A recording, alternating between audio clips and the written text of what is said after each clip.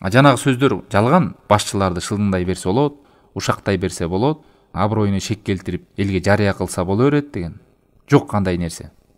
Пайгамбар саллаллаху алейхи вассалам Муслимде келген хадистин бирөөнү окуп берейин. Ман хаража анит тоа ва фаракал жамаа ва мата фамаитатуху митатан жахилия дейт. Ким баш үйдөн чыккан болсо, жамааттан бөлүнгөн болсо, ал адам жахилия өлүм менен өлөт дейт. Жахилия өлүм деген сөз ушул дин келгенге чейинки абалды айтат жахилия деп. Имандан ажырап калат деген сөз. Динсиз өлүп кетет деген коркунуч. Мамлекет башчыларына каршы чыгып, ошол жактан өлүп кала турган болсо. Дагы белгилеп айтып коет. Бул мамлекет башчыга биригүү, алардыга баш ийүү деген кошомат кылуу эмес. Алардан бир нерсени үмүт кылуу эмес. Алардан бир бийлик суроо эмес. Ал эми жанагы каршы чыккандарды байкасаңар, ызылдап, ай бул жаман тигиндей мындай деп жүрөт. Анан бир күнү бир креслого орун берип койсо, оозу балыктай болуп жутулуп, тып-тынч болуп аны мактап калат.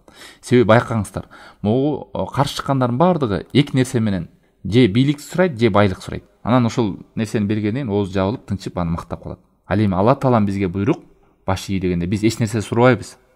Биз ушу шариатта Алла Таалам бизге буйруган ушу нерсени. Ошол баптан биз баш ийбиз. Шариат деп бул нерсени. Бирок айттык, ошону туура түшүнүп алалы туугандар. Кээ бирөө жалган жала жабат. Булар кошомат кылып, эмне десе ошонун баардыгына баш ий берет деген бул жалган сөз. Биз даражасы бар деп айттык.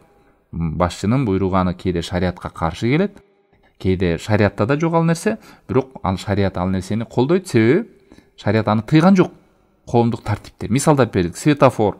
Кээде эмне уборкага чыгып койгула дейт. Баш ийбиз. Себеби ал нерседе күнөө жок, жакшы нерсе ал. Анан шариатка каршы келсе деле баш ий берет деп жалган жала жаап бизге доомат койгондор бар. Булар кошоматчылар, анан бирдеке деп ушинтип сүйлөшөт. Мына ушул үчүнчү негизди көпчүлүк адамдар билбейт дейт. Себеби карапайым адамдар алдап салган. Силер ушундай адашкан секталар бар. Мамлекет башчына каршы чыккыла, көңтөрүш жасагыла. Ошондо бул нерсе жихад, бул ушул нерсе менен силер сооп табасыңар деп адамдарды алдап да келгендер бар. Мына муътазилялар бар, айтпадым, даиштер бар, ихвандар бар, хизбут тахрилер бар, мына ушундай секталар бар. Элдин ынтымагын бөлүп жара тургандар. Дават кылган жолдору да туура эмес, багыты да туура эмес. Ошонун артынан анан хаос болот, ызы-чуу болот. Анан ал нерсенин баардыгы орозоңдо токтойт, ибадатың, намазың, жакшылык иштериң да жасалбай каласың. Мына бул нерсени айтпадык, бүгүнкү күндө көрүп атабыз башка өлкөлөрдөн. Эмне Сирияда эмне чындык талаштыр, ошол партиялар пайда болду. Анан мамлекетибизди кулатабыз деди, элдер кошулду, ошо менен ызы-чуу болду.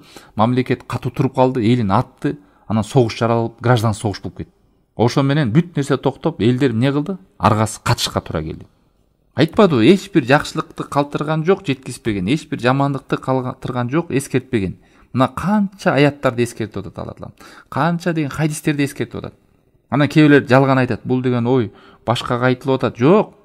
Бул мусулман башчыбы? Мейли аны падыша дейсиңби, ажоо дейсиңби, хан дейсиңби, президент дейсиңби, ким дейсиң? Мусулманбы? Болду, баш ийиш керек. Анан ал заман башка, анан тигил башка, бул башка дегендер, бул жүрөгү ооруган адамдар. Ошо динди, шариатты бурмалаган адамдар. Мамлекетке келди, ошого элдер баш ийип туруктуулук болду, баш ийиш керек. Мына ошол нерседе биригүү болот, ошол нерседе береке болот, тынчтык болот, ошол нерседе өнүгүү болот. Ал эми ката болсо айтыш керек ал катаны, бирок ал катаны жар салып, ызылдап элге эмес, аны ошол жеке кат мененби же ошо тааныштар аркылуубу, анын жолдору бар, шариат көргөзүп койгон.